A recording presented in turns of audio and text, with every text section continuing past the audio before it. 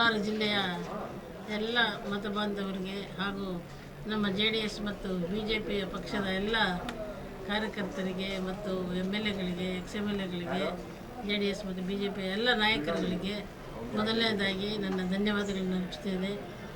ನನ್ನ ಮಗನ ಗೆಲ್ಲಿಸಿ 67,000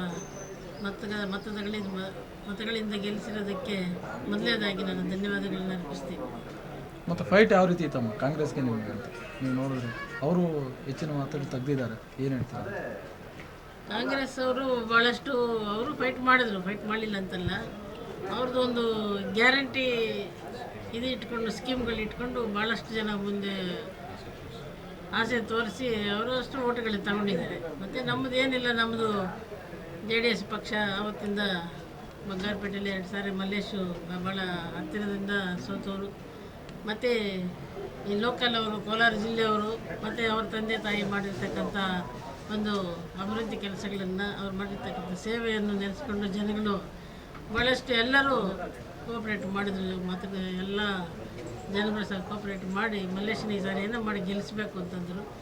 ಆದ್ರೂ ಸಹ ಭಾಳ ಹತ್ತಿರ ನಾವು ಬೇರೆಯವರು ನಮ್ಮ ಕಾರ್ಯಕರ್ತರು ನಮ್ಮ ಲೀಡರ್ಗಳೆಲ್ಲ 1 ಲಕ್ಷದ ಮೇಲೆ ಬರ್ತದೆ ಅಂತ ಎಕ್ಸ್ಪೆಕ್ಟ್ ಮಾಡಿದರು.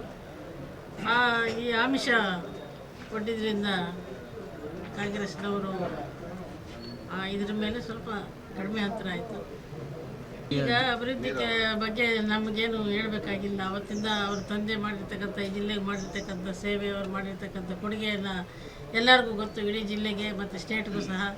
ಅದೇ ರೀತಿ ನಾನು 2 ಸಾರಿ ಜಿಲ್ಲಾ ಪಂಚಾಯತಿ ಅಧ್ಯಕ್ಷರಾಗಿ ನಾನು 2 ಜಿಲ್ಲೆಗೆ ಅಧ್ಯಕ್ಷರಾಗಿದ್ದಾಗ ಬೇಕಾದಷ್ಟು ನನ್ನ ಕೈಲಾದಷ್ಟು ಅಭಿವೃದ್ಧಿ ಕೆಲಸಗಳು ಮಾಡಿದ್ದೀನಿ.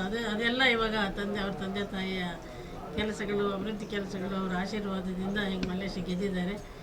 ಎಲ್ಲರಿಗೂ ನಿಮ್ಮೆಲ್ಲರ ಮುಖಾಂತರ, ನಿಮ್ಮ ವಿಡಿಯೋ ಮುಖಾಂತರ ಎಲ್ಲ ಕೋಲಾರ ಜಿಲ್ಲೆ ಎಲ್ಲ ಜನ ಮತ ಬಾಂಧವರಿಗೂ ನನ್ನ ಧನ್ಯವಾದಗಳನ್ನು, ಕೃತಜ್ಞತೆಗಳನ್ನು ಅರ್ಪಿಸ್ತೀನಿ. ನಮಸ್ಕಾರ ಎಲ್ಲರಿಗೂ.